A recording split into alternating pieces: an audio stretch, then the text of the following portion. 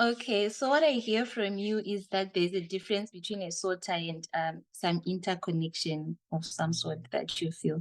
Yes. Um, so I understand that a majority of the people either present in this meeting or representing the youth in this country who are present again in this meeting have in one way or the other indulged in the things that we've been talking about that pertain to drug abuse, that pertain to sexual intercourse and all of that. So I wanted to ask, how can someone reconcile with God after having indulged in such things? Because sometimes I know that people may think they're a lost cause, or they might think that they are far off gone for God to even consider them back as his children or for him to forgive them. So I wanted to ask how we can reconcile with our faith and with God as young people. That's very important question. You know, the Bible talks about in Luke chapter 15, verse 11 to 13, the story of the prodigal son. You know, this is a very practical story. The Bible says he went into a far country and he spent his wealth. When he was doing clubbing and everything, he was outside his mind.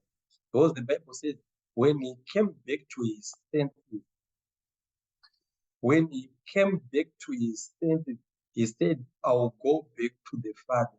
So sometimes most of the youth here, if you have started indulging, unless and until you've come back to your normal senses, no matter how we can preach, we can come and lay hands on you, even our foot on you, pour you anointing water, anointing oil, the salt, white garment, everything.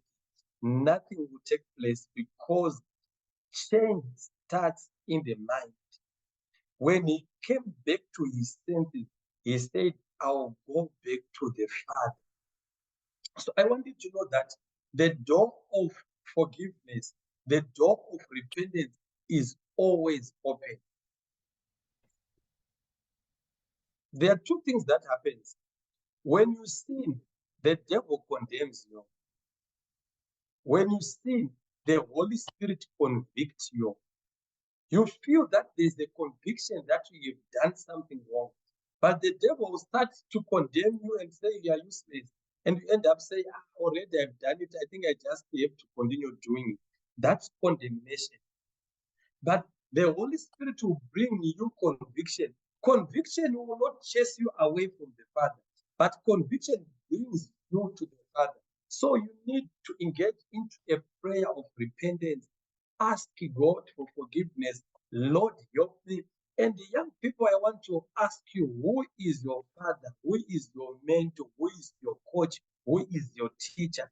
Have someone you are very free to that person and you are vulnerable. He's not judgmental. She's not judgmental. When you fall into temptation, you can talk to them and they can help you in a place where you are going back to the Father. So it's very important.